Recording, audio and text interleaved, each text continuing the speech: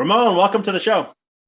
Thank you so much, Dr. Vic. Really appreciate the theme of what you've got here, and looking forward to diving deep on this mindful experiment qualities that we're all developing through our own experiences.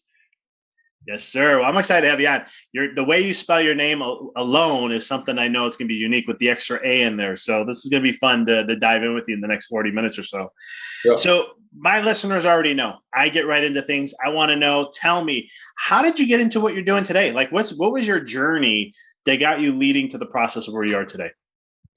So yeah, it's kind of a journey where I never planned it. I always thought, growing up in New Zealand, the first 20 years of my life, I was a very competitive athlete in rugby and also running track and cross country. And so I was really into the physical side of life and wanting to be a professional athlete.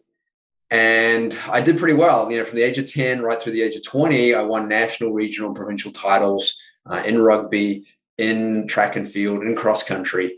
And it was a great experience. And I had an Olympic gold medal winning coach. He actually coached John Walker, who won the 76 Olympics. And he was the first man to run at 3 minutes, 50 seconds for the mile.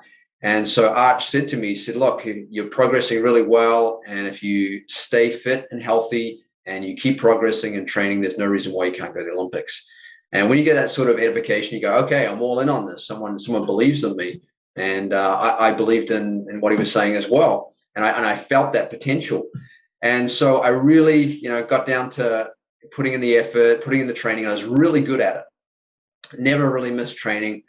And then I, had an opportunity to go from being a good national athlete, top 3 nationally ranked athlete, to being an international athlete. And that really comes by qualifying for the World Junior Championships.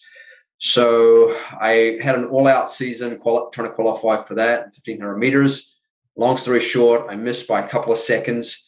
And after that, I got very ill, had a lot of respiratory problems, had a lot of digestive problems, kept me up most nights for over 6 months, made me feel a little insomniac. I felt depressed that maybe I wasn't going to be or fulfill the purpose that I had as a professional athlete. And it was just a real down time for me, and I kind of numbed the pain by the typical means of eating more and drinking more and dating whoever seemed interested. And that only compounded the problem. And it really just forced me to look at myself and say, okay, what am I missing here? I'm good at doing the outer stuff, but I'm missing something with my mind. I'm missing something with my ability to allow my body to recover and rejuvenate.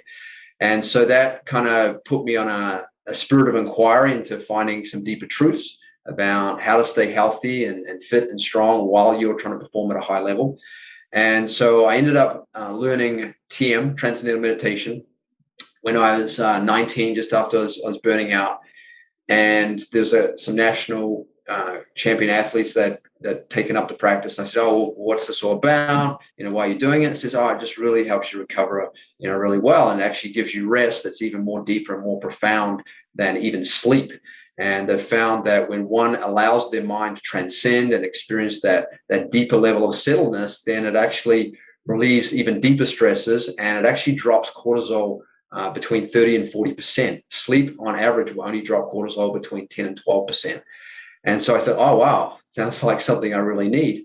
And when someone tells you something, you kind of get really excited about it because you feel like, this could be something that really, helps me grow.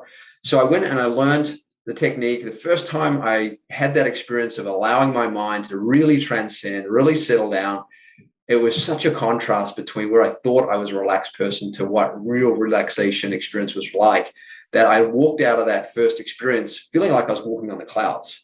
It was such a dramatic contrast, but it also flipped the switch for me. It made me realize that, all this energy and creativity and intelligence really comes from deeply inside you.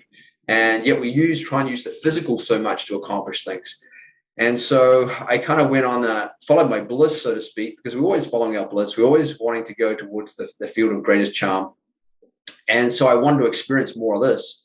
So long story short, I ended up coming to the United States, going to a university in the Midwest where they actually, encourage meditation, the TM, as part of the development of the student, developing the consciousness and awareness of the student, so that they're able to metabolize knowledge a lot better and pick up on knowledge within themselves a lot better. And so I was really curious about that experience. So I went there for a few years, worked on stuff. And then I got more deeply into wanting to experience those deeper experiences. And so I found out I could meditate full time, 8 hours a day, 7 days a week. Ended up going to a place in North Carolina in the Blue Ridge Mountains as a center set up for a men's campus, a women's campus on this beautiful 7,000 acre property. And literally people from all around the world would come here and just spend time in silence, 8 hours a day, 7 days a week. And so I said, I want to have that experience and I want to do it for at least 1 year. And after 1 year, I was so kind of enamored by the experience. I was so enjoying the lifestyle and I was kind of purifying a lot of the deeper stresses that I built up, through my athletic endeavors. And I was feeling really good. And I was gaining a lot more what I call self-knowledge, just really waking up to who you are. And so after 1 year, I go, I want to, let's do another year, So long story short, 2 years, 3 years rolled into 10 years. I spent 10 years in that monastic environment, just meditating full time, really expanding that container of consciousness that we all ultimately are. And it was very fulfilling. It was fulfilling on the level of my own personal experience. It was fulfilling on the level of the value of what that monastic monk lifestyle contributes to the world in terms of silence and peace and coherence from that deeper quantum unified level of consciousness. And so after 10 years, I realized, okay, I'm feeling really great. And I want to see what value this experience has in the marketplace, because, anyone can be enlightened in a cave, right? And so when you put yourself into the marketplace, can you handle the situations and circumstances that are thrown at you? So my mind came up with an idea. Well, I've got to do something to the extreme opposite here to integrate this experience of the last 10 years. So I went to New York City, did an acting program for a summer, 6-week program. Loved it so much because great acting is all about great connecting. So I had all this great connection to self, but then acting was pulling me out and creating great connection with other people. And so I got enamored by that experience. And I spent a couple of years there, 2007, 2008, doing acting training and performing. Really loved it. And I wasn't really sure what I was going to do at that point because, as a monk, you didn't make much money, right? And so it was like kind of hard to get by. And the reason how I got by as a monk is we had to come up with a monthly amount of $1,000 just to kind of cover our room and board to be on that program. And so I had sponsors, and we also had a situation with my now business partner where we would, in our afternoons, when we're not meditating, we would go and get on the phone and talk with business leaders and help debunk their stresses and help them see a deeper level of truth of what's really going on and really help them, be able to inspire more support from their environment for what they want to see happen. So that was just kind of very basic just to get by in life in that program. But then when I get to New York City, my business partner, he actually went to the Himalayas for 6 years. He was 15 years in that monastic environment, 6 years up in the Himalayas. And so he comes out of the Himalayas due to a situation he had to help someone. And he calls me up and said, "What are you doing?" And I said, "I'm in New York City doing an acting program." He said, "Well, how are you going to make money?" I said, "Well, I don't know. I haven't figured that one out yet." He said, "Well, why don't we just keep doing what we're doing, when we were monks and serving these business leaders?" And I kind of thought about it. I said, yeah, that kind of makes sense because 2007, 2008, as we all remember, there was a lot going on in the financial world. And I was in New York City and I was experiencing what some of these, people around me were going through in terms of the financial, crisis that was going on. And I went, hang on, how come these very smart, very intelligent business leaders have caused this financial calamity for themselves, their businesses, and the world? And I realized, they had the same problem that I did. They're so focused on the outer development and yet not taking enough time to really go inside themselves, be more coherent, make wiser choices that are going to serve the long term and not just the short term. And so I realized a purpose at that point. I said, I feel I can really serve these business leaders and helping them with their inner development as they're, achieving on the outside. So we've been doing that for the last 12 years, working with CEOs of multi-billion dollar companies. We've seen some amazing things unfold. One company we work with, we started working with them when they were around $1 billion company. In 7 years working with that CEO, the company went from 1 billion to 7 billion. And the CEO eventually got inducted into the country's Business Hall of Fame. And and there was one point in that experience where he actually, the first year we worked with him, after the first year, he actually became CEO of the year. He was awarded that award. And then he said to us, "Oh, guys, I want a break." We said, "Oh, that's interesting. You want a break? Why do you want a break?" And he said, "Well, because I want to see if it's just me accomplishing in a better way, or is it us working together that's really, really helping me progress?" We said, "Okay, well, that's very practical. You're a practical, business leader. Let's have a break, And we left them with one question. We said, "You have to work out why you won this award." So we had about a 5-month break, and then my business partner Paulo calls him up and says, "Hey, Mark, how's it going?" He says, "It's not going great. My deals aren't working, and I don't know why." And so Paulo asked him, "Well, have you answered that question that we left you with?" And he said, "No, I haven't even thought about it." Because that's what happens. Business leaders get very focused on the outside. And so eventually, we had another conversation, and he kept asking, why is this so important? And he couldn't get it. He didn't get it. So eventually we let him in on the secret. He said, "Look, when you accomplish and you fulfill something, then you have to go to another level in your own inner development. You have to have a higher purpose. You have to also help those around you to evolve and grow." And he took that and he breathed a sigh of relief, and he said, "That makes a lot of sense. Can we keep working together?" And so that's what happens is we all have desires, and sometimes we desire something so strongly, but because we're so attached to that desire, we sometimes forget that the most important thing is that you're actually challenging yourself to grow as a person, as a leader. And that is the stimulus for actually the desire to get fulfilled, and it's more, complementing what you want to see on the outside with developing yourself on the inside. So there's this value of what we call protection. We wrote this book called The Science of Protection: How Leaders Gain an Unfair Advantage to Create Stellar Success. Now, that unfair advantage is not because of some political situation or some secret that they have. It's actually your own inner development, and they've found that world-class athletes, business leaders, and musicians, when they're performing at their best, making their best decisions, they have a unique style of brain functioning.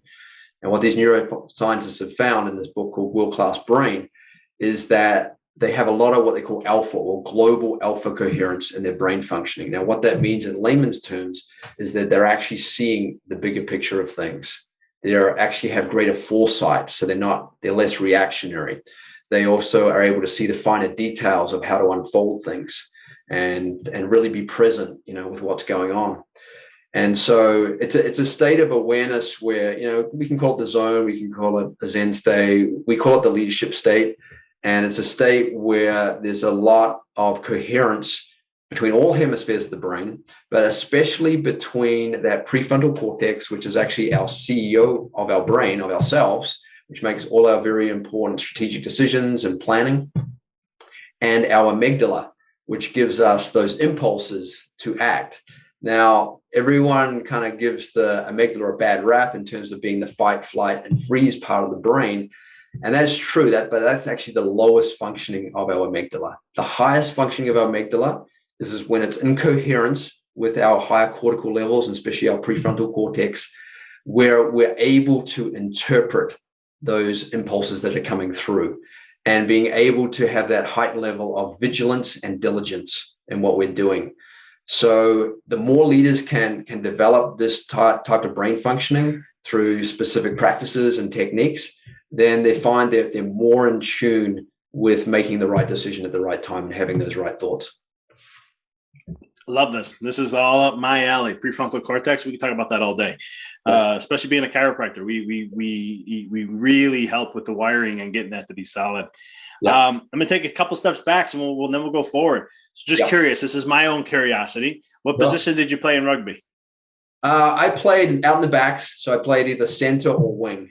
Beautiful. I played rugby for Arizona State for 1 year. That was my only experience with rugby, but it was one of the best sports I've ever played.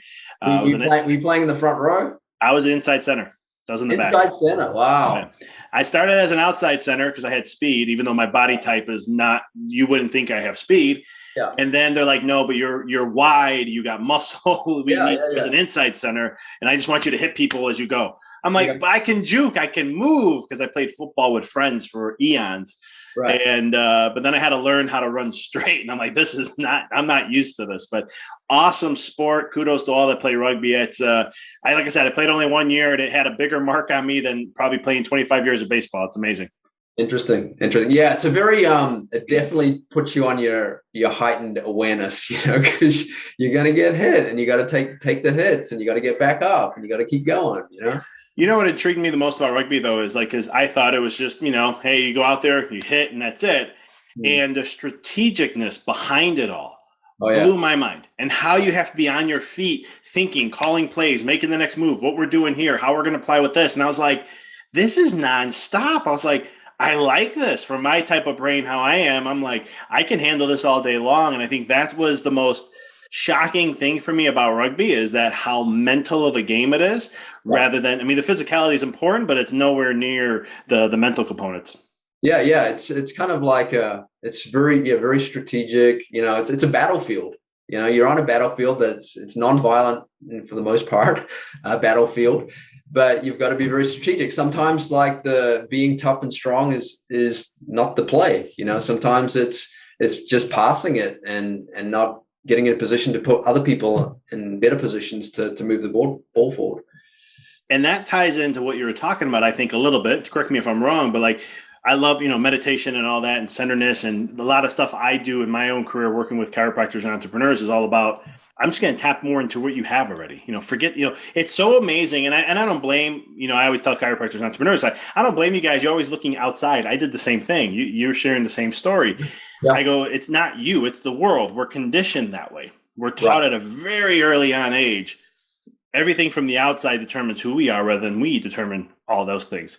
Yeah. But I love what you were bringing up, like with just your own story with the CEO about, the different levels, right? You worked with him, all of a sudden, here you go, you got the award, all these things.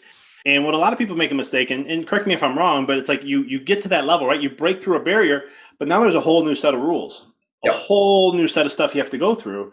And a lot of times people think, I got this. This is, like he said, no, I've had this happen to me before too. It's like, all right, we're doing good here. I think I could take a break now. And I always be like, don't you see the pattern of success going on here? Well, yeah, but I want to see if it's really true, because they're, again, so conditioned in, in their, I say, being in your head, or like you said, looking outside, than rather taking that journey. But I think it's one of those most critical things for all the listeners listening. You're sharing that story of just how, again, to tap within and to really do that journey. It's and how long did you do the silent work for again? 10 years. You were in silence for 10 years. Yeah. Well, basically just to give you a taste of the routine, is like, we would get up early, 5 o'clock or something like that. We'd have a whole routine with yoga and stuff like that, and breathing. And then by 7 o'clock, we're meditating, and then we'd meditate. We had different practices during the meditation from 7 to 12. We'd have lunch. Pretty much the afternoons we had free for ourselves to work on personal project or group projects. And then by 4:30, we're back into another 3 hours of meditation. Love that.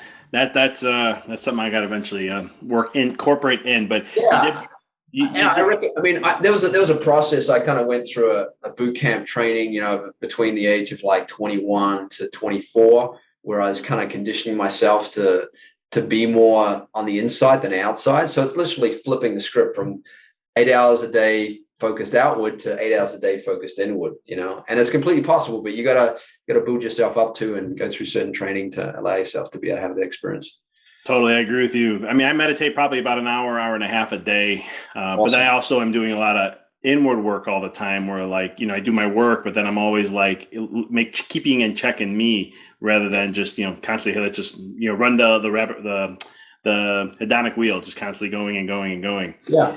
And just to give an analogy to what you just said there, it's like, a lot of people don't realize, like, if you want to hit a target, take the analogy of an archery, you've got to pull that bow back first. If you don't pull the bow back, where are you getting the energy? Where are you getting the creativity and the power to fire that arrow forward when you take action, you know? So that's what we're doing when we're meditating, is we're taking the mind back to the source of thinking, where all the pure best thoughts are coming from anyway, connecting to that, and then letting go action and creating outcomes from there. And isn't it true then? Because when you do that work, this has just been my experience, but when you do those kind of things, you actually make it easier, not easy, but easier to achieve the results that you desire. Yes. Yeah, absolutely. You know, a lot of people, like, they'll meditate because, or they'll do something because they're having a pain or a problem, and then life will get better. And then they'll stop doing the thing that actually helped them evolve. And they just forget, you know, where their real source and energy and clarity and creativity is coming from. So it's both having the experience, but also having intellectual understanding that, you know, knowledge is structured in consciousness. And the more you keep developing your consciousness and your awareness, then the more and better knowledge comes through you or to you to take better action, to get better outcomes. Totally, 100%. I agree with all of that. And so when you look at the world today, we're very in a last couple of years has been chaotic for many people. I always say that that's a choice, though, because again, we'll what we're discussing a little bit today. But how can people be more resilient to these kind of things? How can business owners and others, changing times and things that just go on? How do we develop the resiliency to handle these things so that we can adapt better, so that we can have more of the life that we desire? Yeah, great question. So I like the analogy, you know, that pretty much everyone uses in terms of the iceberg, but I'm going to kind of add something to that.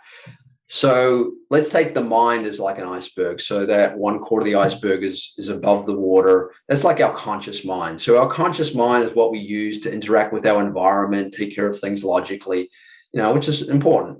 But then the more powerful level of the mind is just below the surface. It's what we call the subconscious mind. So it's that 3/4 of the iceberg that's under the water. And this is where, you know, we have our beliefs and our values and our conditionings and our impressions and stored up experiences. And they're all valuable to serve us as we consciously act. But then what's even deeper than that? Well, where did the iceberg come from in the first place? It came from the ocean, right? And the ocean is consciousness, which is unbounded, you know? So everything from our body, our mind, our intellect, and our ego, they're all subject to change. They're all limited, but they have a source. And that source is that field of consciousness.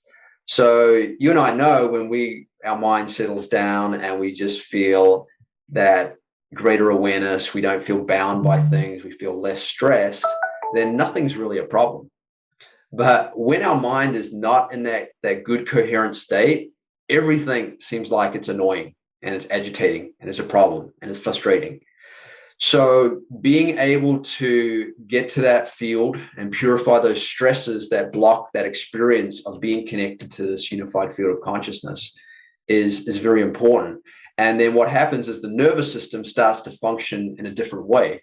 So because it's conditioned to function from a settled, coherent state, then it's not so affected by what's going on externally, you know, because what goes on externally, it comes and goes, pleasure and pain, gain and loss. It's all the field of change, right? But there's a field of non-change that a lot of people don't connect with.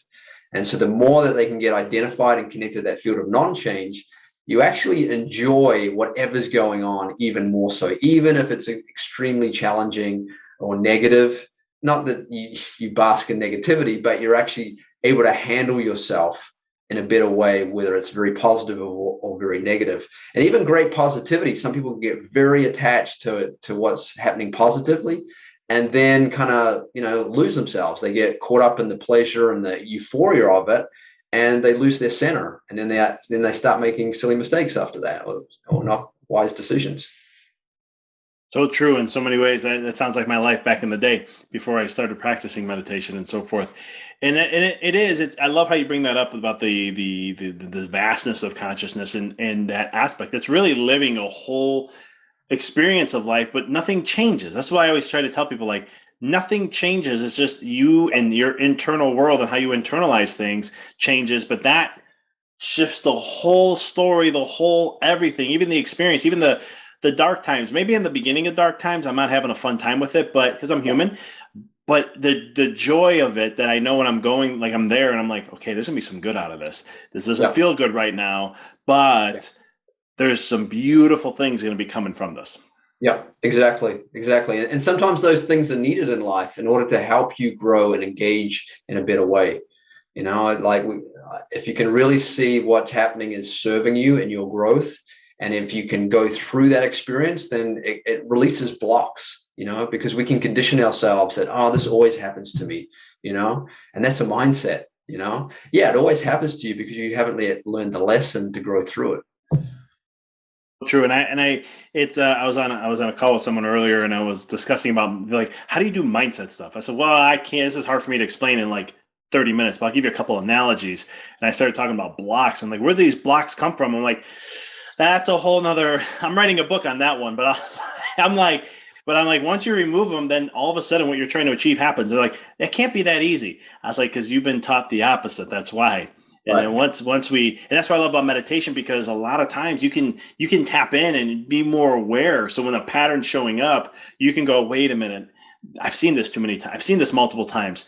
Let me go inward. Let me just feel. Let me go into that space. I always just, Deepak Chopra calls it the gap. There's the zone. There's the nothingness. I just call it bliss. I'm in this bliss state because it's like nothing matters. You're just happy. You're just like, wow, the feelings here are so good. I don't know where it's coming from.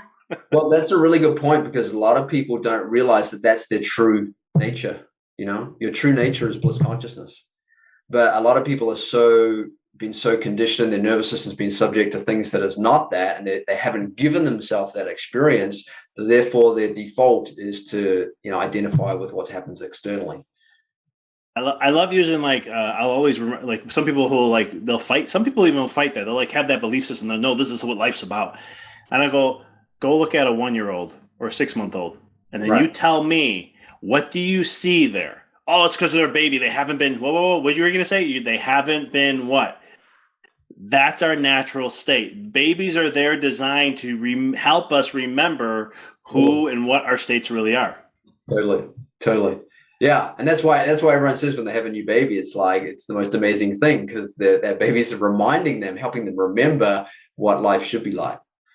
Yeah, that's why I got into well, not because of this, but when I worked with pediatric chiropractic, being a pediatric chiropractor and loving working with kids, I was like, this is so much fun. I can be in my normal state and they get it. I can be joking with them. I don't get judged. I can be whatever. And I have a ball with them. I'm like, this is nice. And you work with adults. Not that I have anything against adults, but there's a whole different parameter of mind. I have to shift my mindset from being in the right side and all just abstract and all the, or more of a natural state of what we are. And then in left brain, I got to go, okay, got to go back this route. Let me reconnect here and do those things.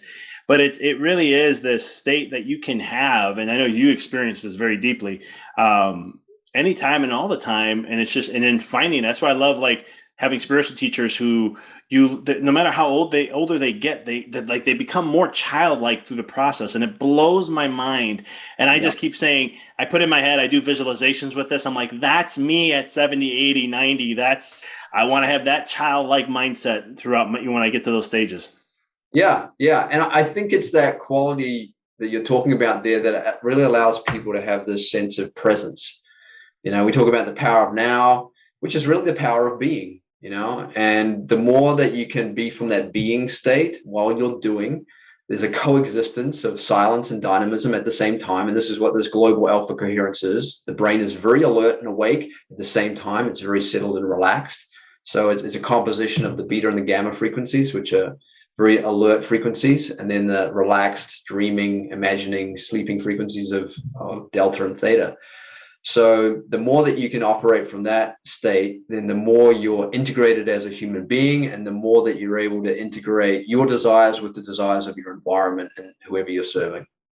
Love that. So I know you work with, CEOs and stuff like that and so forth.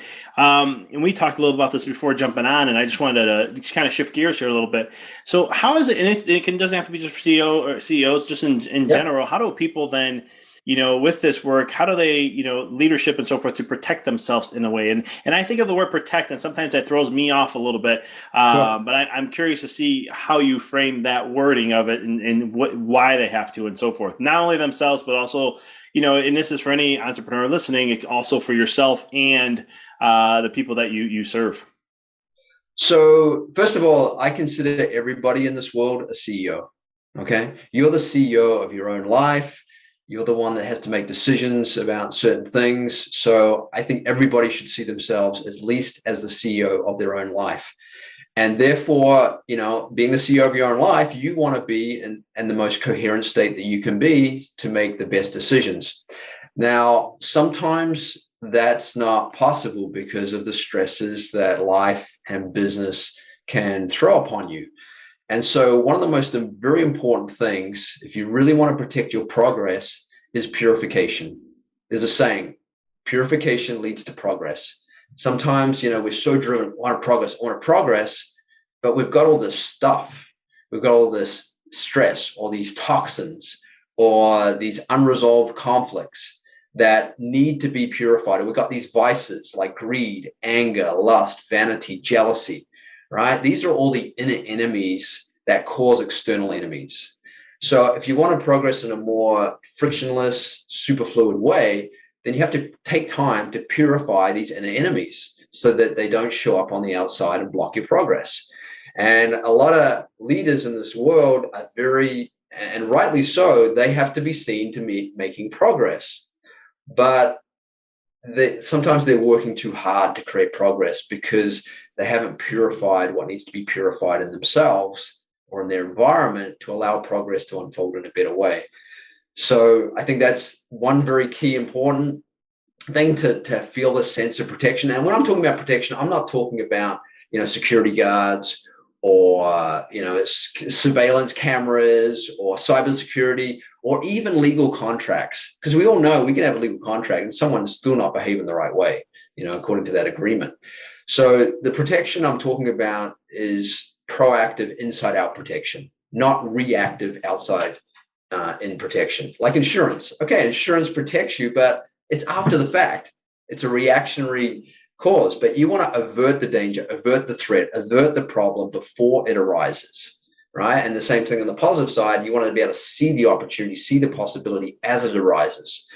So the first thing is, and we talk about this in the science of protection, we have 6 stages to how to build protection from the inside out. And the first stage is purification. The second stage is coherence. How do you build more coherence? Unification, the ability to unify, yourself and your brain functioning, to unify your relationships, to unify a common purpose with people that you're working with. That's very important because as soon as incoherence is like stress, it's like negativity.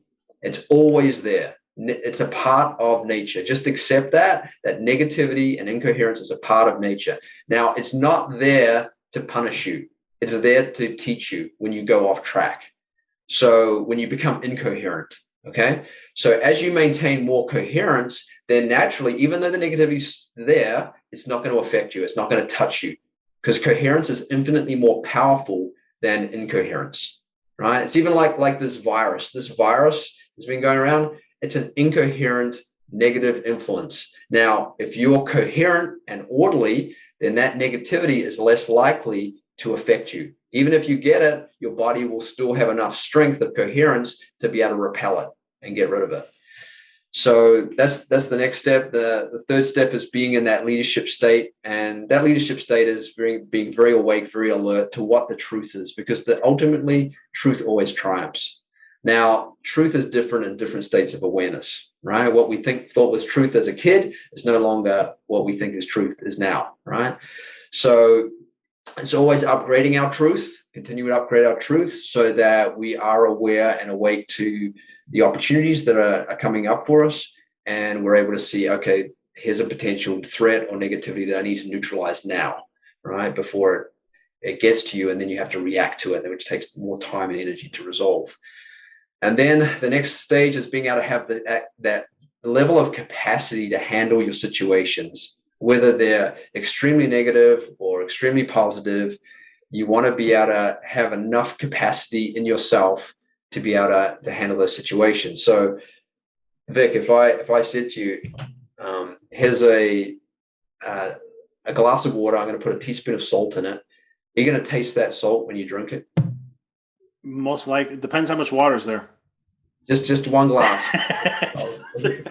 That's the next step. I will. Yeah, I will. You're already ahead of me. So if I took that same teaspoon of salt and I threw it into the Lake Michigan, and I said, "Oh, go and taste that salt now, Vic. Will you taste it?" Oh, heck no.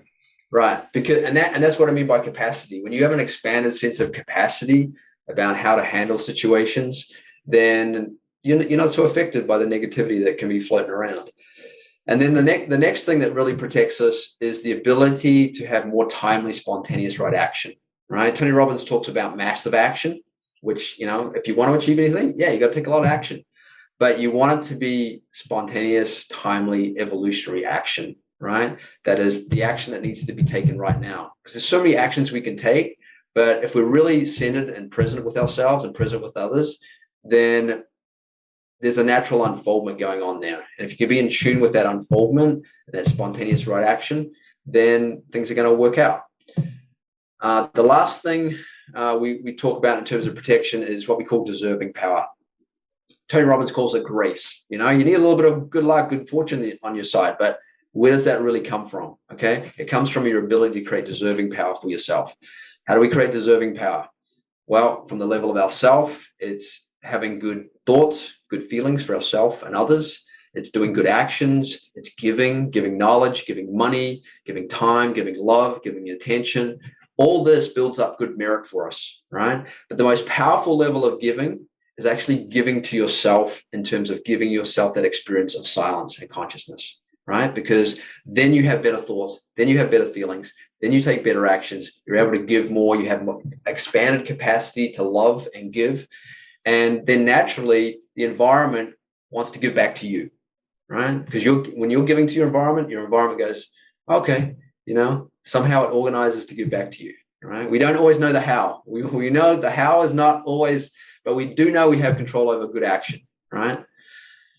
I like that. I love all this. Would you say like the grace side of things? Because I thought, it's people call that luck and all these, things. And I love how you turned it around, because I'm always like, it's more of then, as long as you're giving, I look at it from an energy standpoint. So it's like, if my energy is always good and I'm keeping it centered and I'm keeping it balanced with the relationships and everything else and all that good stuff, then it's opening that door more and more to allow for that quote unquote luck to happen in that state.